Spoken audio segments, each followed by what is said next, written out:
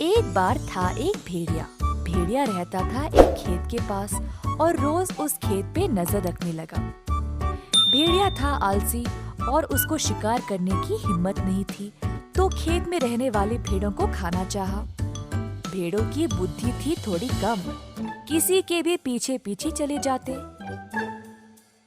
किसान के पीछे जाते, किसान के बेटे के पीछे भी जाते थे और किसान के कुत्ते के पीछे भी जाते थे। जब वे अकेले होते तो बस बाकी भेड़ों के पीछे पीछे जाते थे। भेड़िया ने दूर से देखा और हंसने लगा। हा हा हा, बेवकूफ भेड़ किसी के पीछे भी चले जाते हैं। एक दिन भेड़िया उस खेत पर गया, उन भेड़ों को वहाँ से बाहर निकालना चाहा। मेरे पीछे आओ छोटे भेड़ों, कहा भेड़िया ने। अब सब भेड़ इतने भी बेवकूफ नहीं थे। भेड़िया को देखकर सब डर गए और रोने लगे। पा पा। किसान आसपास ही था और भेड़ों की पुकार सुनकर दौड़े चला आया।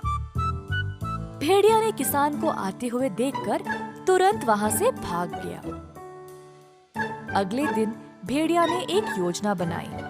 अब सब भेड़िया के पीछे तो आएंगी नहीं, पर एक मासूम भेड़ के पीछे तो आएंगे ना।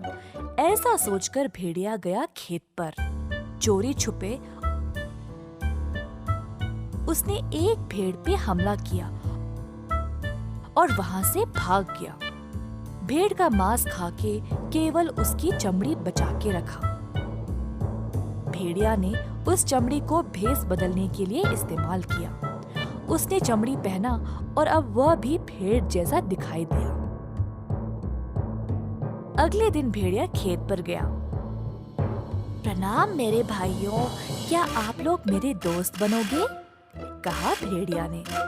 इस बार भेड़ों को डर नहीं लगा, क्योंकि वह उनके जैसा ही दिखाई दिया था। भेड़ चुपचाप भेड़िया के साथ चलने लगे। हुआ ये था कि उस दिन किसान के घर पे कोई दावत थी। किसान ने सोचा कि वह भोजन में भेड़ को पकाएगा, तो किसान गया भेड़ को चुनने। गौर से सब भेड़ों को जांचने लगा। उसने सबसे हट्टे खट्टे भेड़ को लेना चाहा। अब सबसे बड़ा भेड़ तो वो भेड़िया ही था। धीरे से किसान ने अपनी कुल्हाड़ी उठाई और झट सही समय पर कुल्हाड़ी चलाई और भेड़िया को मार दिया। अंत में अब न भेड़िया बचा, न भेड़िया की बुरी योजना। सारे भेड़ अब थे सुरक्षित। कभी कभी आसान रास्ता महंगा पड़